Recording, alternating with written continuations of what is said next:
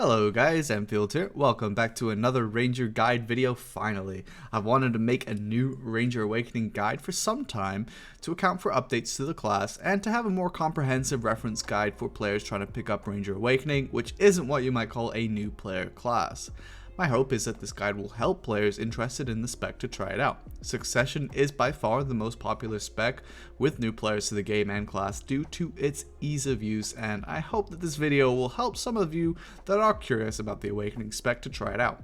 To do this, I will be covering as much ground as I can, meaning this video, like this intro, might be extensive, but feel free to use timestamps if not every part of this video is relevant to you. This guide, like the spec, is a labor of love, so any support from comments and likes, etc. are greatly appreciated. You can of course always come by my stream for any follow-up questions. To give this guide a little bit more firepower and nuance when it comes to the PvP section, I teamed up with my good friend Swft. Swft is one of the top rangers in the world, and I also highly recommend that you check out his stream as well. Okay, so let's get started with the basics in PvE. The Awakening skill tree has gained some power since its release back in 2016. As such, full Awakening grinding is viable rather than using heavy bow as we have in the past. This simplifies the grind somewhat, which you could argue is a good thing overall. Your core initial skill is going to be Waltz of Wind. This is your spam damage skill. It doesn't lose damage on cooldown anymore, so it's a good skill from early game PvE right up to end game PvE. Waltz of Wind is activated using W and F key or S and F key, depending on the direction you want to go. If you're on console though, you're going to have to check for controller inputs. I apologize about that. If you don't mind the mana cost, you can also use it as a secondary mobility skill if you run out of stamina while using the dash, since it uses mana, not stamina. Wind Step is the dash. It's W plus right mouse button to go forwards or just right mouse button to go backwards. You will also want to take Breezy Blade, a low cooldown skill that easily flows from Waltz of Wind by pressing left mouse button after Waltz. The skill can also be used after the dash by pressing left mouse button again while dashing. In PvP, you'll want to activate it from the hotbar mostly, but we'll get to that later. Another skill you want to use is Nature's Tremble. Nature's Tremble is the longer cooldown skill that we have in our kit, but it is pretty powerful and is used by pressing shift and left mouse button. Your final ability for level 56 in the Awakening skill tree is Vine Knot. This skill won't deal damage, but the attack speed buff is very useful, and you can use Waltz of Wind out of it by pressing F first and then adding S. If you will also use shift left mouse button while in the air, you will use initially Vine Knot, then Waltz of Wind, and then Nature's Tremble. So it's worth noting also at level 56 you can get the skill enhancement ability Squall Shot, which is one of the only skills that is useful in PvE as a skill enhancement. It packs a big punch. Squall Shot requires you to have Penetrating Wind level 4 and Blasting Gust level 3, but you should have these trained anyway, so it's worth it. Now, although you won't sit at level 56 for very long due to the XP as well as the possibility to quest through it, I'll just quickly show you a demonstration. So again, Nature's Tremble there being used. We've seen a lot of Waltz of Wind because, like I said, that's the big filler damage. Often paired with Breezy Blade, also good damage. And also you'll see Vine Knot used a little bit earlier there. That's just to get that attack speed like we talked about already. Attack speed is absolutely critical for Ranger. It is for every class, but Ranger is so super reliant on having high attack speed, which is why our Awakening buff gives that. Make sure you pop that, by the way, when you're grinding. But you can see that Squall Shot doing also good damage. That's the skill enhancement skill. So that gives you just a little quick demonstration of level 56, but again, you shouldn't be level 56 for too long. Moving back to the Awakening kit, at level 57 you'll want to take Rushing Wind. Rushing Wind is a very powerful ability and flows very nicely from right mouse button from Waltz of Wind, Breezy Blade, or Vine Knot. I also recommend you take Wailing Wind, at least rank 1.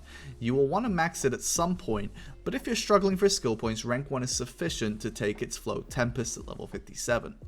Tempest is only activated after Wailing Wind, and that's just by pressing spacebar, and Wailing itself is only a simple Q press, so that means you press Q and then press spacebar to activate Tempest. It's an easy key input. Tempest does significant damage post buff, whereas before I wouldn't have bothered with it until much later if I were to make this guide a year ago. Wailing Wind itself has a nice self buff and enemy debuff, but its damage is lackluster. In early game PvE, you won't be bothered about this, as you shouldn't be spending a long time between each pack, so you're mostly just using it to get Tempest. As you level, you want to continue upgrading the skills we've already talked about. As for other skills in the tree, well, you will need them, just not yet. Elven Rage and its extension Disillusion, I wouldn't really bother with until much later, more so for PvP. Even endgame PvE, they don't have much use anymore, they're too slow. Cold Blade is a PvP buff, and it can also catch with a stiffen, but again, PvP, I wouldn't worry about it. Moving on to the bottom of the skill tree, you do want to take Regeneration as soon as you hit level 59. Put it on your hotbar and use it when it's off cooldown. It's a great skill, it gives you attack speed as well as doing a lot of damage. Heavily Knot is a great skill actually, and you can incorporate it into early game PvE, but I really don't think it's that necessary, but it does do good damage. You press spacebar after Vine Knot to activate the umbrella attack, which is actually decent damage. You can of course use that to go into bow if you choose to do so, but mostly since Squall Shot is going to be your primary bow skill that can be activated from the hotbar anyway, I wouldn't worry about it as much. Windblade is a flow that activates from certain abilities or on its own by pressing Shift F. It's often used after Nature's Tremble. Its uses in early game PvE are decent, but it's our new skill and frankly I don't really find it that great, but it's decent to have and it will just be an extra bit of damage in early game if you need it. Rooting is the only skill in the entire kit that you'll basically probably never take unless you really want to be fancy and use it in very niche PvP situations. With enough skills, you should be able to clear this early game content pretty smoothly. Ranger can sometimes be resource intensive. If you want to avoid using mana pots where possible for early game content, you can buy crystals for your main hand weapon that allow you to get mana back on hit. You can also use skill add-ons that do the same thing, such as Waltz of Wind is a good one. If your server has a supply, you can use Spirit Perfume elixirs if you really want to, but as this has a cost, I would try to avoid it. You do want to use those in late game PvE, really though. Your general skill add-ons, aside from potential resource ones, I would recommend attack speed add-ons where possible. Critical hit chance are also good. Movement speed is okay for your dash. You would focus on add-ons predominantly on your awakening skills as well, as you don't need to dip into the bow too much. Hopefully this is enough to help you with early game Ranger Awakening PvE. If you needed any more info, please feel free to ask. But let's move on now to endgame. BDO has evolved to really allow quick entry to what were considered the first endgame spots in the game, such as Aakman and Sycraia.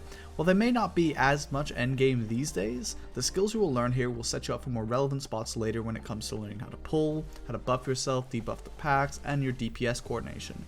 So this section of the guide will be looking at this specifically, and in general a more in-depth look at Awakening gameplay. I'll also assume you have enough skill points to execute all the skills I'll mention.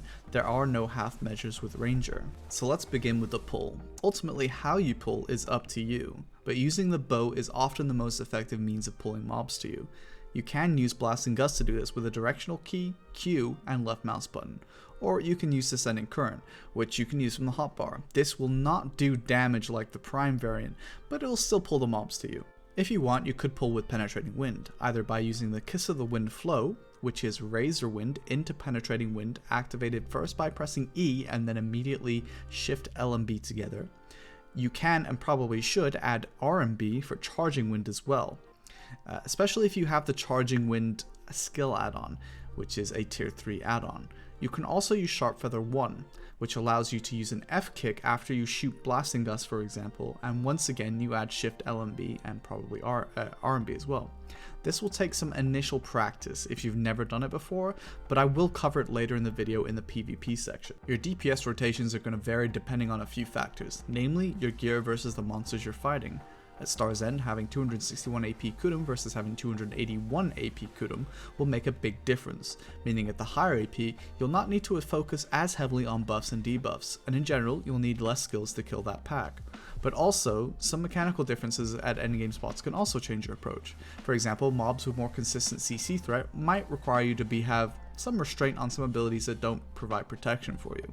Also, if you can CC the mobs in a knockdown state, then down attack oriented skills that get benefit from having mobs be hit while they're downed, will be much better often than skills that do not provide down attack. So let's talk about some of the skills. I will be reviewing skills that I've already talked about earlier in the sort of early game grinding section, but I'm going to assume that you might be skipping that part to get to this part, so let's just go over them again. We'll start with Wailing Wind. It's an unassuming skill but critical. Wailing Wind provides a high ranged DP debuff, which is higher actually than what Will of the Wind provides, which is 20 instead of 12 to your opponents. It also gives you 20% critical rate, both for 10 seconds, and because you can use it on cooldown, this is 100% uptime. Wailing Wind also gives you mana back on hit, but this isn't really important realistically. Another nice advantage to Wailing Wind is that it has a flow called Tempest, which is incredibly powerful as it was recently buffed. It's very respectable damage on down attack especially. Next up we have Vine Knot, a handy ability to make sure you consistently have 10% attack speed, as it grants this for 10 seconds and the skill has a 6-second cooldown. Vine Knot itself doesn't provide serious damage, but it does let you flow into some more powerful abilities very comfortably, such as Rushing Wind by pressing R and B after you press F to activate Vine Knot, or adding S after pressing and holding F to activate an aerial Waltz of Wind. You can also use Vine Knot to go into the bow by using the skill Heavenly Knot, by pressing spacebar after using Vine Knot. Another skill with the attack speed buff, like Vine Knot, is Regeneration. But unlike Vine Knot, Regeneration does actually pack a punch, but it does have a longer cooldown. Regeneration provides quite a lot of damage actually on downed mobs, quite a theme with the Ranger kit to be honest with you.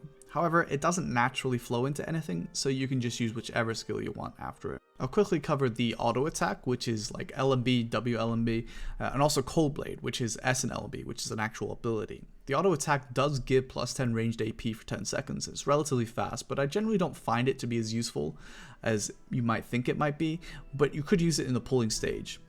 Otherwise, I'm just generally doing other DPS abilities. Cold Blade works in a similar way, but instead gives you 12% ranged accuracy for 10 seconds. Since you'll most likely be accuracy capped at most PvE spots, aside from places like Crypt, I wouldn't bother using this. It does have minor HP restoration, but this should be covered with Pots and Frenzies if needed, and the HP restored is truly pathetic. Nature's Tremble is the longest cooldown ability, although not as bad as it used to be. Its damage is also buffed in PvE and pretty respectable. It has a debuff of minus 15 DP, so if it's off cooldown I recommend using it relatively early. It also has a tier 3 add-on. This covers all the abilities with debuffs and buffs, so now let's move on to the abilities I missed. Waltz of Wind is the bread and butter ability in the kit. Its DPS is respectable, especially now it doesn't lose damage on cooldown, and also allows you to reposition your attack against the mobs, allowing rare back attacks, but I'll talk about back attacks later. Another advantage of Waltz of Wind is the skill can be used very comfortably to flow into other abilities, such as Breezy Blade, Rushing Wind, Piercing Wind, which allows you to use Shotgun, although I wouldn't use Shotgun in PvE too much, just on occasion. Breezy Blade is a low cooldown attack that is nice consistent filler damage and flows nicely into Rushing Wind. I recommend using Breezy Blade from the hotbar, as this can allow you to do it from a stationary position, rather than requiring you to activate it from a skill such as the dash. Although not as important to do this in PvE, the habit is good for PvP. I've already talked about Rushing Wind with a few other abilities, and this R&B flow does actually pack a powerful punch, but like a few other ranger abilities, Breezy Blade included, it lacks a big AoE, one core issue that can plague this kit. Windblade doesn't have much to say, it's just Shift F after certain skills such as Nature's Tremble. It doesn't do much damage, but it's very fast and you might as well throw it out there. But for the most part, I would avoid using Elven Rage and its flow. It's simply too slow to cast it to warrant it. It's just a mediocre damage as well. It's not that great. But what about the bow abilities? Of course, you want to continue using Squall Shot as before, but aside from that, frankly, I find myself, aside from pulling, not using that much bow in my DPS rotations anymore, especially after the latest round of Awakening buffs. You can, of course, still use Charging Wind with Penetrating Wind. This will give you the tier 3 skill add-on Charging Wind, can proc obviously, and then Penetrating Wind damage is still decent. You could argue that you don't need to do that though, so it's kind of up to you.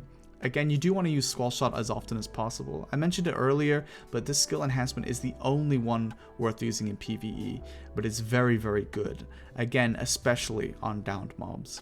Will of the Wind is still good DPS, but arguably just not as worth it. It kind of does a similar thing to Waltz of Wind, but yeah.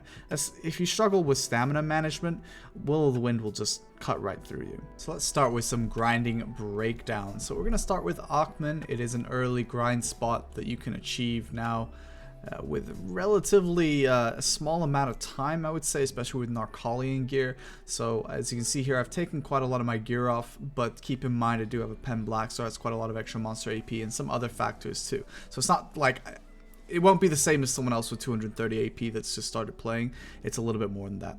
So let's break down what I did here. Obviously, I S-block here to protect myself. Go into Q. Like I said, Q is a big debuff buff for yourself, and then spacebar to activate Tempest. Tempest knocks them down since it does have a knockdown. A lot of mobs can't be knocked down in PvE, but Aakman can, so I use that. Then I use Waltz of Wind, which achieves a good clean sweep of them, and you can see that that alone was enough pretty much to deal with them after I used Rushing Wind and Breezy Blade.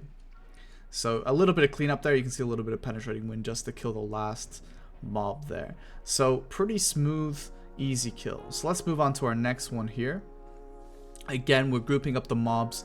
Just gonna S-block a little bit, and then I'm going straight into a Waltz of Wind, Tempest, and then Nature's Tremble, Windblade. So yeah, we're gonna slow this one down too, and we'll have a look at this. So as you can see here, I Waltz of Wind right away. No real reason to do this. I just wanted to show you can really start with whatever you want in this particular case here. But I turn the mobs around. This would be great if we had back attacks. Unfortunately, we can only back attack very, very close mobs. As you can see, only one mob gets back attacked. I go into Wailing Wind and Tempest like I did with the other pull, which knocks them on the floor as well as buffing and debuffing and doing damage. And then we go into Nature's Tremble.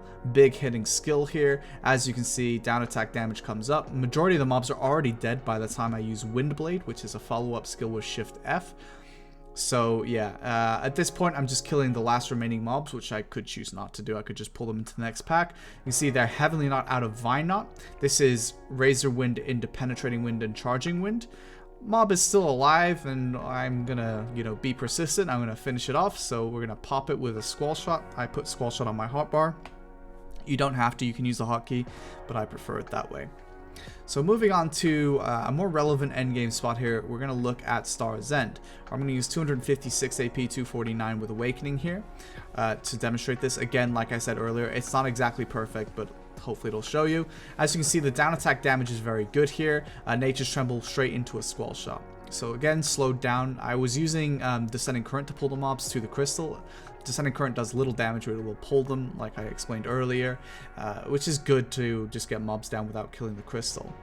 So yeah, once I'm satisfied that the mobs are all pulled close enough to the crystal, so when they're knocked down, they won't go too far, I use R and B to dash. Now, if you use the backwards dash like that, you don't have to worry about collision.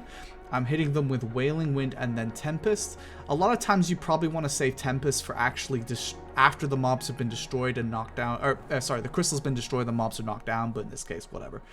Nature's Tremble, again, you can see, hits enough mobs. It's a nice little bit of extra damage. Windblade follow-up, and then for the mobs that are still alive, I'm going to pop them with Squall Shot. And as you can see there, Squall Shot hitting the mobs pretty well. The AoE side to side isn't as good as I'd like, but it still hits quite a lot of mobs.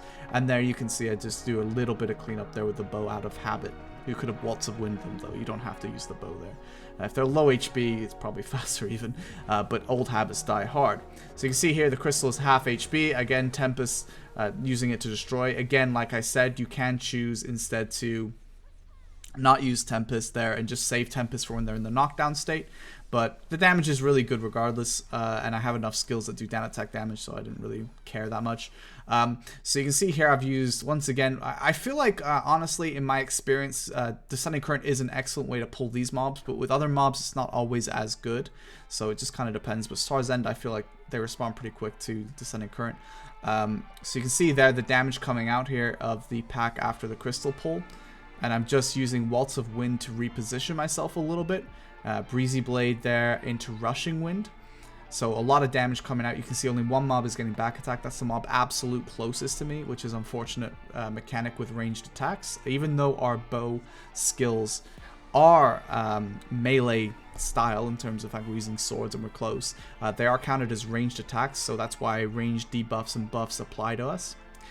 So yeah, that's just the Simple fact. Unfortunately, ranged attacks is an archaic thing from the old days. They worried about shotgun doing ranged back attacks. Of course, now we have wizards and witches shredding people from the back, but archers and rangers don't get that benefit, which is unfortunate for PvE, which is why down attacks are so important to us, but unfortunately most mobs don't allow that. So I'm going to demonstrate Sycraia here just to give you an idea of what this looks like on my current AP.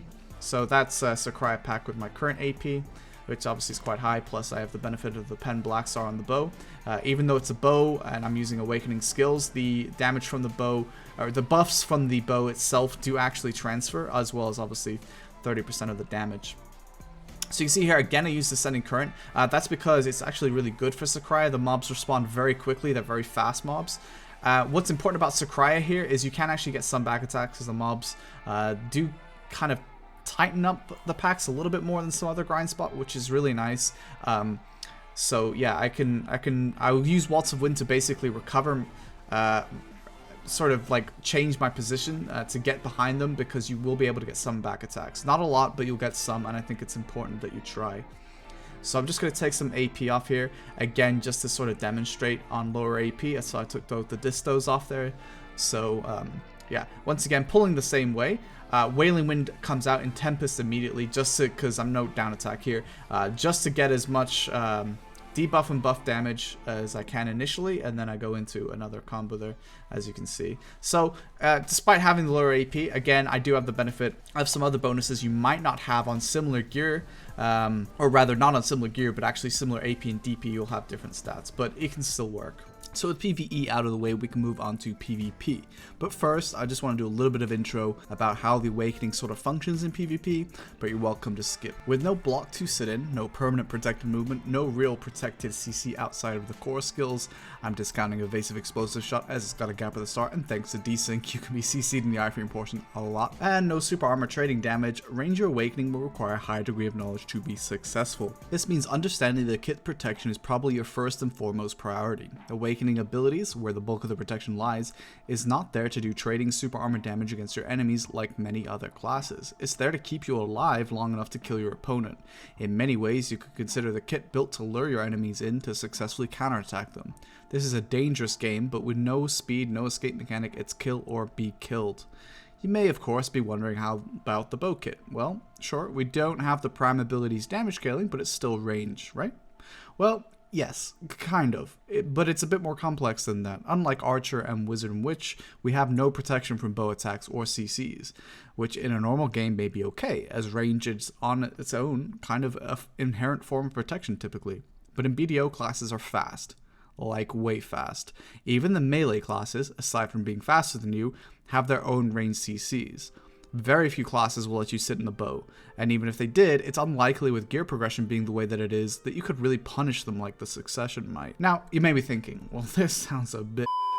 Maybe I won't bother. Well, learning Awakening Ranger to a high level is one of the most rewarding things when it comes to PvP, especially 1v1. And the careful cat and mouse game you play with your opponent becomes a sort of dance that with enough practice you can master.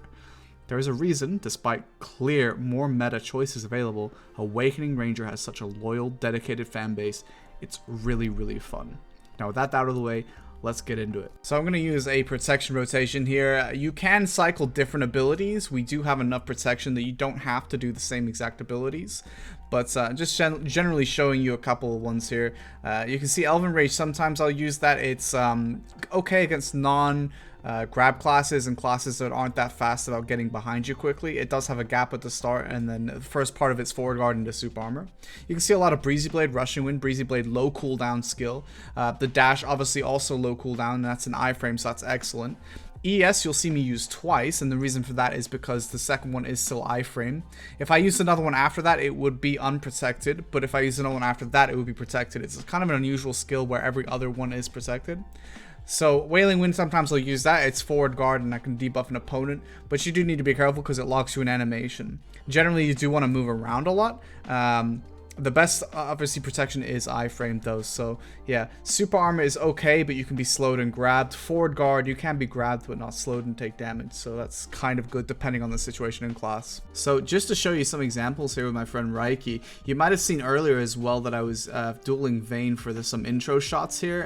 He's a very good ninja, and it's a very difficult class to 1v1 for a ranger, especially a good one. A better ranger would do better. I got kind of farmed, but he is able to sit on top of me. You know, there's a lot of dangerous abilities there. He iframes so much of my attempted CCs and other things like that. And obviously I don't really trade anything, whereas he actually does trade damage against me. So it's a difficult class to fight.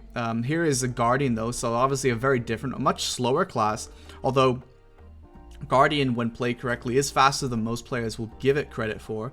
He's playing Succession here for a Arena of Arsha tournament, actually, but he agreed to help me record some footage. So it's like I said earlier though, offense is the best defense for Ranger. Kill or be killed. Realistically, you are not going to evade people. It just isn't in the kit. There's no escape mechanics. There's no really fast mobility. Eventually that player is going to just get to you. You do have to try and CC people, you know. For example, if Raiki really wanted to get away from me, he could go into Infernal Nemesis and do a mobility protected combo that I wouldn't really be able to catch. But I can't do that to him. So it's, you know, obviously a difficult situation, but I'm hoping that at the very least, despite the fact that obviously, like I said, I'm not deliberately going for CCs, you can at least see what some of the protection might look like. And how it might be employed. But to sort of expand on this point further, because I really think protection is very important and understanding that, I'm going to go back into some Swft clips. You might have seen one a little bit earlier, and we're going to break some of that down, and I'm going to show you basically what he's doing and why he's doing certain things at certain times. So let's take a look. So first clip, we got a fast one. It's using mouse movement of the dash to actually control his position while maintaining an iframe, but giving him the position to grab. So you can see here in slow motion, the mouse movement goes out behind him, so the forward dash turns and goes backwards immediately, giving him the optimal position to grab. So I've slowed down a clip here. It's a 2v2, but his ally has just died, so I want to show you exactly how he deals with this and the little skills that he uses here. So ES here, just to evade any lawn attacks that might come in. This double iframe when you use it twice. That's not protected ES, but he's using it to quickly get into Riding the Wind. There was no pressure, so he doesn't have to worry about using a cooldown skill that's unprotected during cooldown. So yeah, he's okay to do that as long as he goes quickly into Riding the Wind, which is a very useful skill. And you can see the Waltz of Wind here. It's a knockback ability that can go for forward guard. So he's just kind of hoping that one of them uses a forward guard there. Unfortunately, they're both pretty much in super armor a lot. So this is the first mistake he kind of makes here. But usually Ranger, you would get very punished for that. Unfortunately, he didn't get CC'd, so he's okay. But you can see how much damage he did take when he just was out of protection for just a second there. But yeah, he's able to dodge that here, and he's going to go for a grab using the dash to position himself. It's a great tool to use to get into that. He didn't expect to CC both of them, so he actually used one evasive explosive shot because he didn't immediately expect to actually CC both. You can CC both people with your, or more than one person with your grab, because it does have a CC on it. It's knockdown, so that can actually happen. It's happened to me as well. It's very rare, but it can happen. So he's not able to kill the Lon, who is much more tanky than his DK partner. You can see the mouse movement was very good there as well, just to keep himself in position with the dash. And you can see it again with evasive explosion shot. Well, we'll talk more about that soon, but you can see Blasting Gust fishing there. I'll also talk about that, which is where you use Blasting Gust and go into Riding the Wind immediately after. You'll see Rangers do it a lot. Again, he's using the dash. Now the Lon has gone into flight here, so it's important that you do not leave yourself vulnerable to the flight CC. So when the Lon lands, he will CC, so you need to be very careful of that. So you can see here, he's not sure when he's going to land, but he used the dash like we talked about already, and then evasive explosive shot into Riding the Wind immediately. He swaps the CC, uses the dash, and then evasive explosive shot. Again, he's going to control this skill with mouse movement.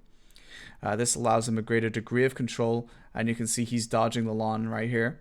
And then this is really clever and really actually a good angle. It's he uses Blasting Gust into riding the wind again, like we kind of talked about, and then he goes on and CCs or finishes this combo onto the lawn. So let's have a look at some mouse movement. So to activate mouse movement on PC, you go to interface settings, go to mouse interface, and then use mouse to move, and that's it. If you're a console player, unfortunately you can't do this, obviously, because you are using a controller and not a mouse and keyboard.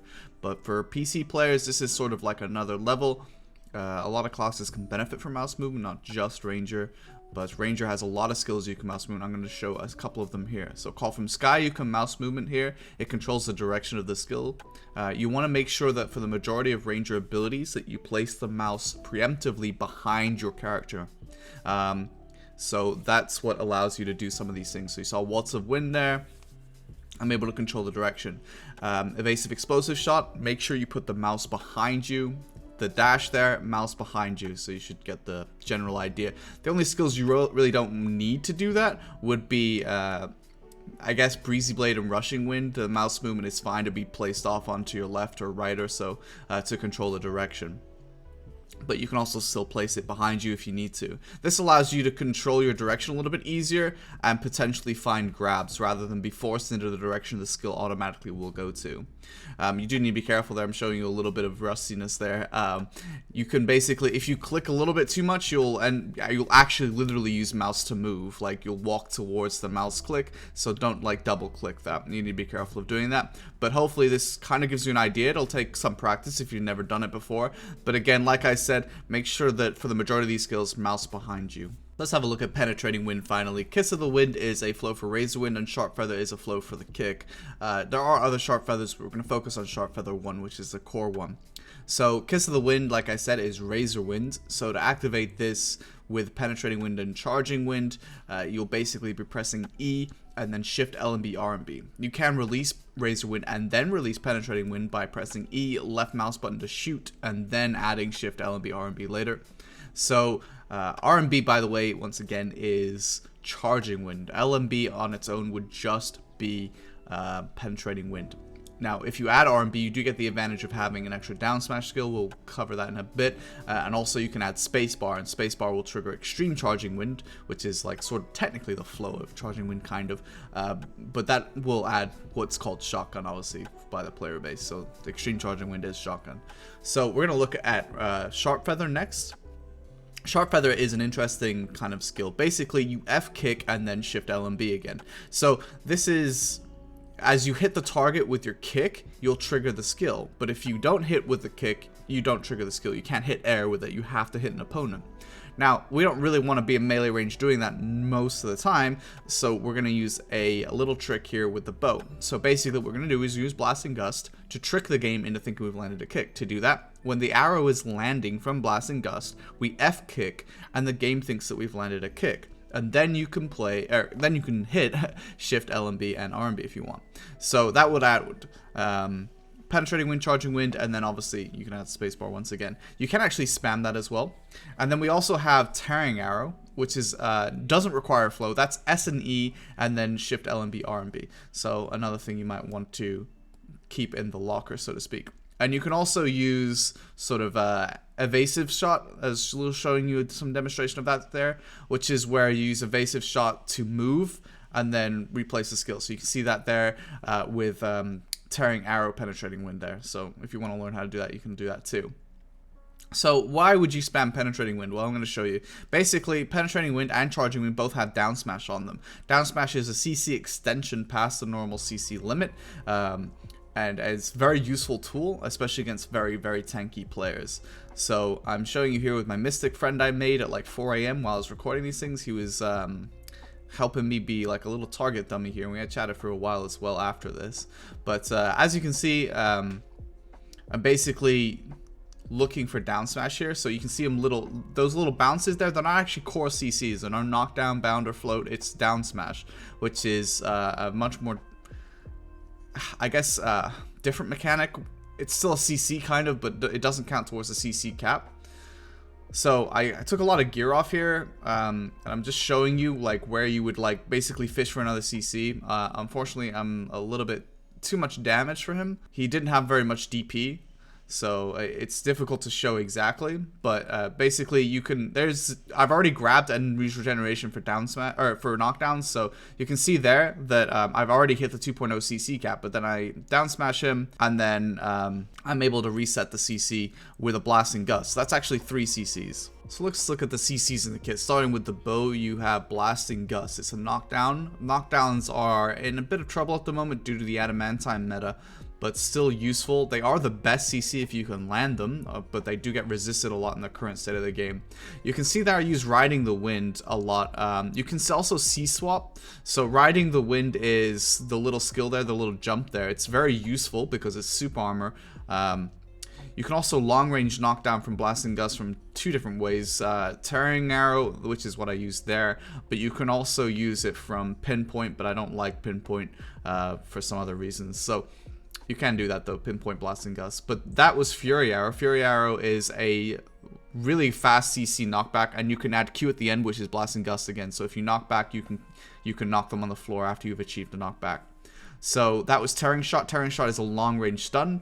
We're just showing the skill enhancements here. This is Will of Descending Current, the one I prefer personally because it gives you a forward guard, and then you can release it when you want for the knockdown. It's kind of not really that far of range, but it's still a decent range. You also have Evasive Explosive Shot, which is the Stiffen. That's your iframe. It sometimes will catch players. You have to be careful, obviously, because you can be CC'd in the little gap and desync as well. So, but it will stiffen players, and stiffens are great because they count only as 0.7 CC. And Cold Blade is your other stiffen here in the Awakening kit. So it's hard to catch people with that, to be honest with you. Vinot is a float. Floats are hard to resist, so they're pretty good for that, but they don't last very long. Tempest has a knockdown from Wailing Wind. So use Wailing Wind, and then you can use Tempest to go for a knockdown. Core Waltz of Wind or just normal Waltz of Wind. Core Waltz of Wind adds only the super armor. The knockback exists even in the regular Waltz of Wind, but I recommend Core Waltz of Wind for that knockback. Regeneration has a knockdown as well, so that's really good too as well. Regeneration also can down smash, but it only down smash if the knockdown is resisted. And then you also have, of course, the grab. So Spirit Shackles is your grab, and then you have finally Disillusion with the bound, and the only bound in the kit. So before we get into combos, it's important that you know how Will of the Wind can work. So Will of the Wind is a very high DPS ability and will outpace all Awakening damage actually. So it's important that you know how to do it. For this, you'll want to make sure you lock Evasion. Now you can press A and F or D and F to do it, but if you try to swap direction, it'll make you kick like this. So obviously we don't want that. That would be awkward. You can of course circle your opponent just by A and F and just controlling the direction with the camera, but it's a little archaic and also the damage is less. So you want better control, you have to do a different cancel like this, which is Shift Q, L and B, and then A and D. Now, I do it a specific way to enter it, and you can copy that if you want. I start with A and F, as you can see there, but then quickly go into Shift Q, L and B, and then use the 2 directional keys and tap. It might be uncomfortable for you to place your hands like this, but after a lot of practice, you might be able to get it down, and it's a very excellent way to DPS your opponent. Finally, we're going to look at some combos here, starting with an Awaken buff and debuff combo using Regeneration as the reset, and then Will of the Wind as the final damage at the end. I'm using my friend Reiki again because he has disgusting DP, so obviously that allows me to do full combos on him. So this is sort of the Awakening bread and butter is comboing. So you want to pay close attention to different things you can do here. That's a full Awakening combo using Vinot for float, since float is hard to resist, and then using the big hitting skills like Nature's Tremble or supposedly big hitting skills. But as you can see, he was able to get up before I could finish him. So yeah, this is sort of your most basic combo there, which is just a grab into Will of the Wind, into a reset, Regeneration, or Blasting Gust, or both if Regeneration maybe is resisted. So yeah, this one is again using a float, and just to show you again that the damage isn't high enough to kill him. It will be high enough on players that are not quite this high on DP. I do have a lot of AP myself, but the skills themselves, the Ranger Awakening skills, not that powerful overall, but they do a job on most players overall, I would say.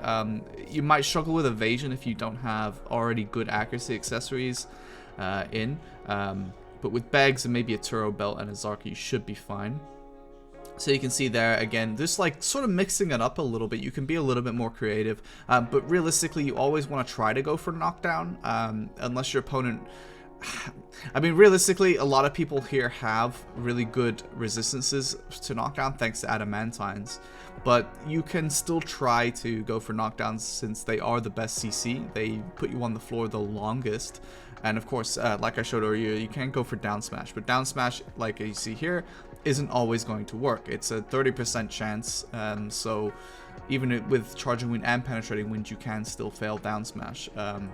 So yeah, you want to be careful with how much you rely on that for a combo. If someone gets up from you trying to do that, it could be bad news.